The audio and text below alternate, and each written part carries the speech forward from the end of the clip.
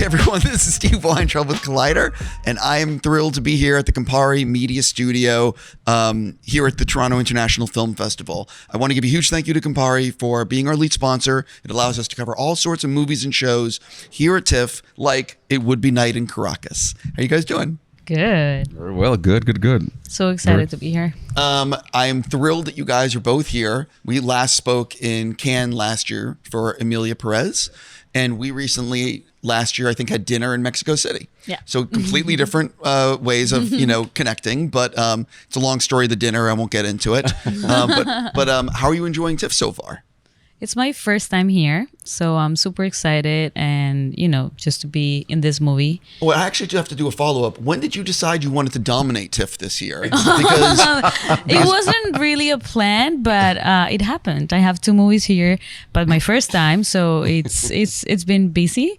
And we are coming from Venice to show it would be night in Caracas, so it's been busy, but super excited because those are like 2 stories that are so relevant, like for the world right now, but for me and for us and our countries that is exciting to be here showing them. I definitely hate doing this, but no one watching this interview yet will have seen the film. So who wants to bite the bullet and talk about what it's about? Me? Okay. It Would Be Night in Caracas is it's a movie about a woman, masterfully played by Natalia Adelaida Falcón, who, after the death of her mother in a country that is falling apart, everything is collapsing around her, she will take on the identity of another person in order to escape hell. And it's basically it is a thriller.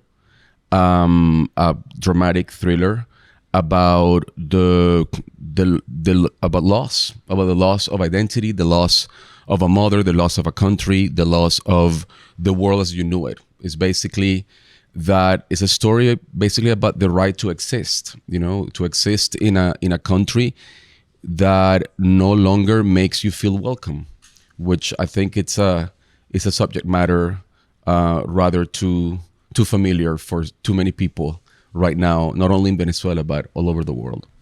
One of the things that's crazy is that this takes place in 2017, and which is 8-9 years ago, and it's so relevant to today. Can you sort of talk about, for people that aren't familiar with Venezuela and the what's going on in the country, can you sort of like touch on that a little bit? It's still going on. Yeah. You tell us about it.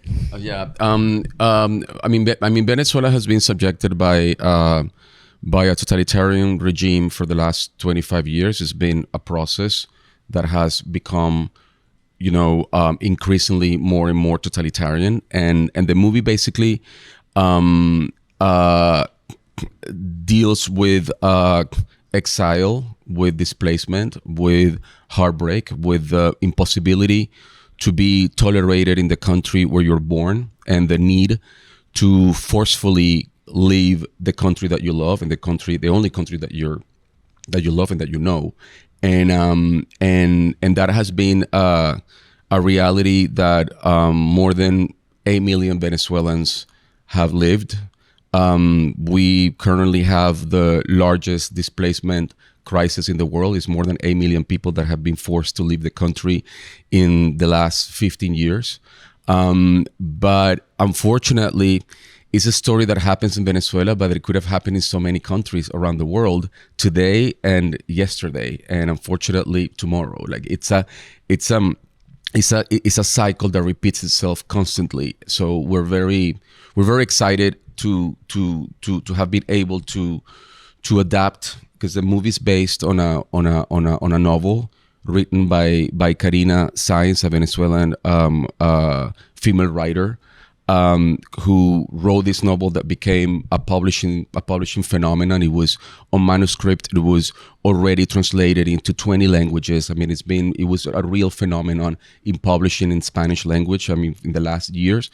So we're very happy that she trusted us, with the rights to make a movie out of that powerful story. It was a movie about exile, and we shot it prison in the exile. It's impossible to shoot this movie today in Venezuela. So it is very personal for Edgar. It is very personal for me, and I think that is what we want to tell the world, and is out there. So talk a little bit about the responsibility of this role and what you put on yourself, because I'm sure this was a challenging shoot, and I'm sure you went through a lot of emotions. So what was it like in those weeks or months leading up to that first day on set?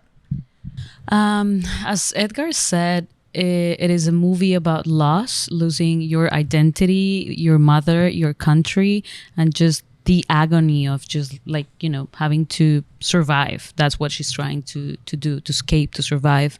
But I think that's universal, like I think everyone has felt that in our lives. And for me, I always say this feeling that I had shooting the movie was like having a knife in the middle of my heart. And it was just like, you have to keep going, you have to survive, but your heart's broken, like you have no strength, but you keep going. So, I used that in the shooting. I could be mistaken, but I believe you produced. Did you both produce, or did you exec produce? I want to make sure I'm doing this right. He's the one that read the book, fell in love with the story, found Karina. I mean, Edgar is the soul. He also is acting in the movie, but he's the producer, and he's the one that, made it a reality. Along with an army of people, I mean, you didn't do it, you're alone. No, I could, but a little bit of tape, and I was. Thank you, it's very sweet. I fell in love with the novel. I fell in love with the novel, and I became obsessed with it, and then we got the rights, and along with my producer partner Jill Littman and our Mexican producer partner Stacy Persky, we united forces and were able to pull this off. Not an easy task to do a movie, but especially at this moment, it seems very difficult from everyone I speak to, that it's just so hard to make movies. It is very right hard. Now. It's all changing. It is very hard, but it's inevitable. Yeah. So when it's inevitable, when this is your passion, and when you love good stories, or stories that you feel that are necessary, stories that you really need to tell, and this is one of them. It's been 12 years since this started, so it's a long way. That's great. So what ended up as a producer, what was maybe like the big hurdle that you needed to overcome? You know what I mean? Because there's always hurdles along the way. Well, the things that you try to anticipate as much as you can, but the reality is that a lot of the answers, they're just gonna show up when you start doing things. I mean, if you start to think about all the hurdles and all the impossibilities, then you get paralyzed and you don't do anything. As you go, then you start to solve every situation that comes your way. That's basically like problem solving is what producers do, and also as Natalia pointed out, this is a movie that touches upon exile, that was made in exile. The movie was shot entirely in Mexico, or most of the movie was shot in Mexico, and the few bits of the movie that was shot in Venezuela were completely clandestine. I mean, we had to write a parallel script in order to get the permits, and just say that we were doing a romantic comedy in Venezuela in order to shoot. So basically, that was one of the most challenging parts, because it was a micro unit that went to Venezuela. Natalia, the directors, Mariana, Rondón, and Marité, Ugás, two directors and writers, they adapted the novel and directed the movie together. And they went to Venezuela, to beautiful locations, and we had to write up a script that it was a fake one, in order to get the permits. Do you think you're going to be allowed back in Venezuela anytime soon? I'm not allowed anyway. No. Well, I meant for you. No, I'm not. It was actually risky already, to go there and shoot this. So unfortunately, I would love to, but I think I'm not coming back soon.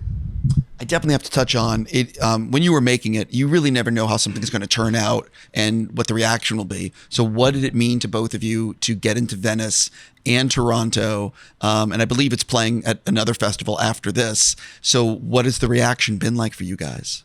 Oh my God, it was so surprising. I loved doing the movie, and the team, and Mariana and Marité and Edgar, and they're all amazing. But I was not really expecting Venice. And I think that means this story that is from Venezuela and, like our reality, it's global now, it's humanity. So everyone is kind of suffering the same. It's not about 2017. It's, it's more relevant and human and global more than ever. Yeah, it was important. It was important for us to tell a story that was specific enough, that happens in Venezuela, that is an artistic vehicle to tell a story that is very specific, very personal, but in a very universal way. For us, it was important that the most amount of people around the world could identify with the story. I think the more specific you are in an organic way, the more universal, hopefully, you're going to be. And that was something that was very important for us, that people could identify. I think that we all, and unfortunately more and more people around the world right now, can identify with that moment when you cannot recognize your world anymore, like the world as you knew it, your surroundings, your neighborhood, the country that you thought you knew doesn't exist anymore. I think it was Freud. I mean, and I might be wrong in the quote, but I think it was Freud who said that something sinister is when the familiar starts to become rare, when you can hardly recognize what you used to know really well, the familiar. And that is something that we very strongly touched upon in the story, and is the reality of so many people right now, that they can hardly recognize their countries, the world, their societies, because everything is becoming so rare, so totalitarian, so oppressive in a way. So yeah, I don't know what you think about that. I was going to say that I live in the United States, in Los Angeles, and my country's going to hell, and it's disappearing before my eyes. And again, that's one of the reasons why I'm glad you guys made this movie, because we need to remind people about what's going on. And just because you live in a safe environment doesn't mean that millions or billions of other people are enjoying what you're enjoying. Yeah. And just as Edgar said, it's about the right to exist.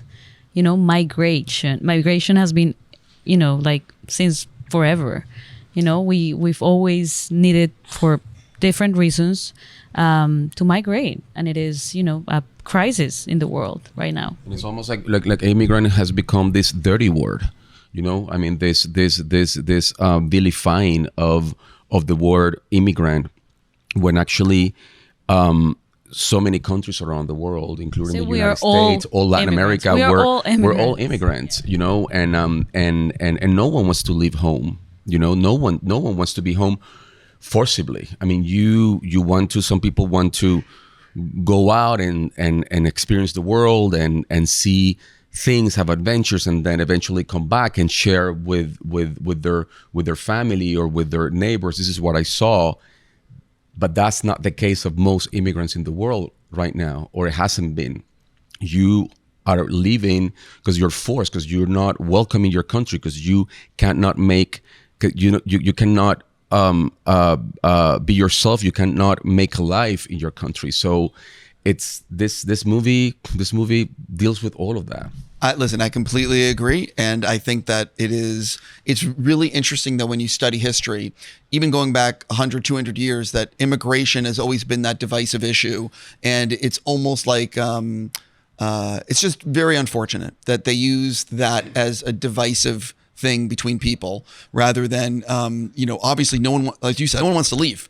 They're being forced out. Yeah. So we should embrace, but anyway, so we've been talking about very serious subject matter, and I'm so glad you made this movie, and I'm happy that to deal with that. But we also are going to do something now called Get to Know Your TIFF attendee, which is a little bit lighter and a little more smiley. Exactly. Okay. And not so I hope you don't mind. These are harmless questions that I'm doing with everybody. And again, you'll see when I start asking the first one. What do you love to cook? We've gone from authoritarianism to harmless, soft stuff. I hope you don't mind. No. I think we would share something. It's arepa. Yeah. Arepa is like this corn. Like corn cake. Yeah, it's like a made corn out cake. of like cooked corn flour. It's been a war between Colombia and Venezuela because we all claim it's ours. So Colombians, we say arepa is colombiana, and they say it's from Venezuela. But the reality is that it belongs to both countries. The only difference is that for Venezuelans, arepa is at the center of our cuisine. And in Colombia, not for all Colombians, the arepa is at the center. There are some regions in Colombia that eat more arepas than others. Another thing that I love to cook is a soup that my dad taught me to, that my dad used to make for us. It's interesting because it's a soup that you eat for breakfast. Right? What is that? Yeah, I know. You see, I love all the faces. Like what? No, pisca. Pisca. And it's a very simple. It's of course water, chopped potato, cilantro, salt, and eggs. That's like a changua. Yeah, a changua. Yeah, exactly. You see, it's like Colombia and Venezuela are two different countries. That's gonna be another conversation. What kind of is it? Just boiled? What kind of eggs go into it? Yeah, well, so you when you're preparing it, you break one egg and then you kind of like scramble it just to give some texture to the soup, and then depending, for example, if the three of us, if I'm cooking for the two of you, then I will poach a couple of eggs, depending on how many you like, and then I will put 17. 17, then I will put 17 eggs for you in the soup, and then 2 for her and 3 for me. Right. I was exaggerating on the 17. So, do you have a favorite food? I love sushi. I love a good burger. I do love a good burger. Do you prefer like the recent trend of smash burgers, or do you? I like both, but some smash burgers are great. There's one here in Toronto that is amazing. Do you want to give a plug? I can't remember. I think it's called Burger Republic or Republic Burger or something like that, or Smash Republic. It's really, really good. One of the best smash burgers I've ever had. Okay. Yeah. Okay.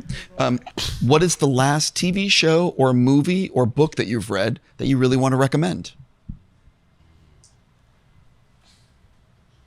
Again, very hard-hitting questions. I just forgot the name of the show. I think it's on Netflix, and it is about like the Greek goddess, but like today. Does Great anyone actors. Chaos. Oh my God, it's such a great series. It's just like the Greek ancient goddess, but it's like today, and they're just like young people being messing. I loved it. I think it was very unique. Chaos. I recently discovered this very funny show that it had 3 seasons. I had no idea that it existed. I think that it has started on 2021. It's called Girls 5 Eva. Oh yeah, by Tina Fey. Yeah. It's so good. It's like the continuation of Broad City, and I love it.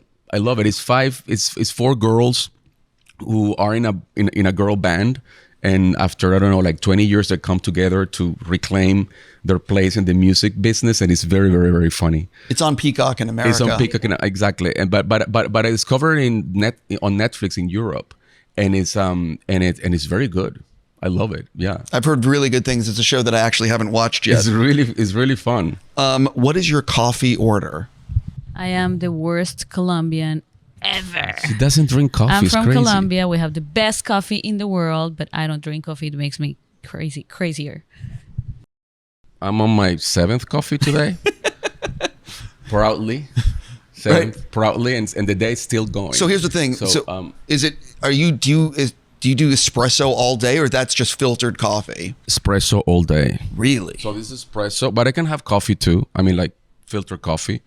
This is espresso with Oatmeal is like an oatmeal cappuccino. Sure. So is that your go-to order? I know this is real milk, but I can go real milk or oat milk dependent. So do you have one drink that you like? If you went into a coffee shop first thing in the morning, what are you ordering?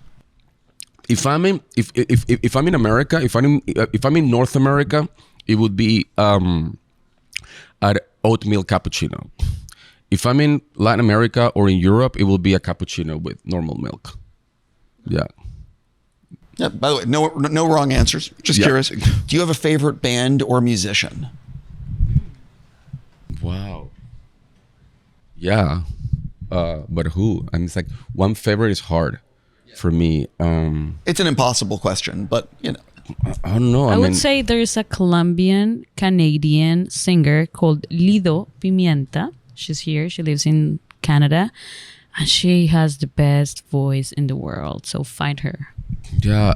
Wow. A favorite. That's hard.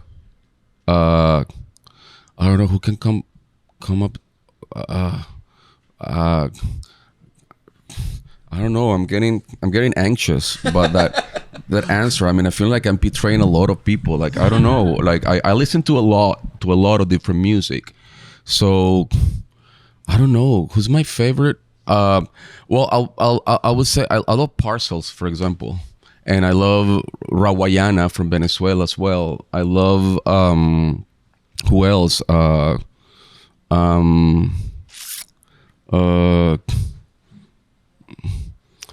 Pan and Polo?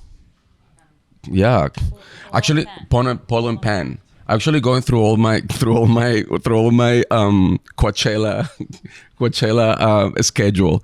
But yeah, those are three bands that I love, that I like very much. I'm out of time, but I have to ask one last thing. It's an individual for you, if you don't mind. I'm a big fan of Drake Ramírez. Yeah, I'm saying the name wrong, and I know Drake, and I'm saying it fucking wrong. But you just did Next Life with him. Yes. So what can you tease people about that? Because Drake, he's just such a good filmmaker. Yeah, he's great, and actually, I in Next Life, along with Emilia Clarke, who's magnificent, we are musicians. We are jazz musicians from the London underground scene.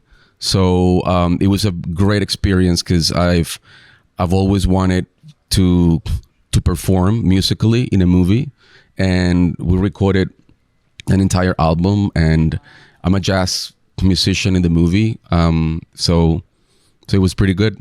Wait, pretty good. You recorded a whole album with Emilia? Mm-hmm. Was this original compositions, or you're doing original? Wait, what? Were you singing? Yeah. Oh my God! Wait, pretty cool. Ooh. Yeah, very exciting. When is How that many coming out? Yeah. I want to know. I think that we did like 2 duets, and I recorded like 5 songs or 6 on my side, and she recorded like 6 other songs, and I produced her album in the movie, and that's all I can say for now. That's yeah. Oh, I had no idea about any of this. Yeah, they're 2 musicians. They're 2 young and up and coming great musicians. That one from Brazil and the other one from the UK, and the one from the UK composed for Emilia's character, so it's all original music, and mine was Pedro Mitsutani from Brazil, a bossa nova jazz musician that composed all my music.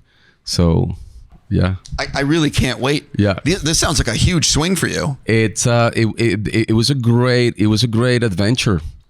Very, very happy. Very happy. It's a love story. A very complex, strong one.